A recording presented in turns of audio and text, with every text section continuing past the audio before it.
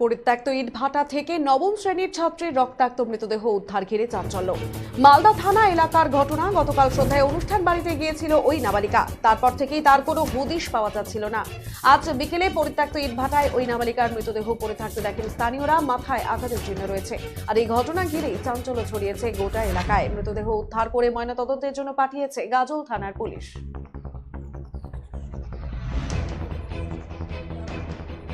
পরপর একের পর এক ঘটনা মালদায় একটার পর এক ঘটনা যখন হয়েই চলেছে, ঠিক তার মাঝে পরিত্যক্ত ইটভাটা থেকে নবম শ্রেণীর রক্তাক্ত ছাত্রের মৃতদেহ উদ্ধার ঘিরে চাঞ্চল্য। মালদা থানা এলাকার ঘটনা। আর সন্ধ্যায় নিজের বাড়িতে অনুষ্ঠান বাড়িতে গিয়েছিল ওই নাবালিকা। তারপর থেকেই তার কোনো হদিশ পাওয়া যায় না। আজ বিকেলে পরিত্যক্ত ইটভাটায় ওই নাবালিকার মৃতদেহ পড়ে থাকতে দেখেন স্থানীয়রা। এরপরে খবর দেওয়া হয় পুলিশে।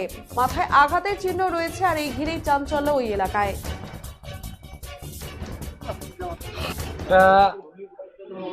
ঠিক মানে 7টার সময় থেকে মেয়ে কাজ থেকে আসলাম। মেয়েকে বলছি ছিল 7টার সময়, 10 মিনিটে তারপরে দেখছি যে নাই।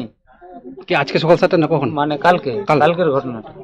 সন্ধ্যা না সকাল? আমাদের পরব আছে তো, ওই বাদনা পরব। তো ঠিক মনে হয় নাচ গান করতে গেছে, হয়তো নাচছে।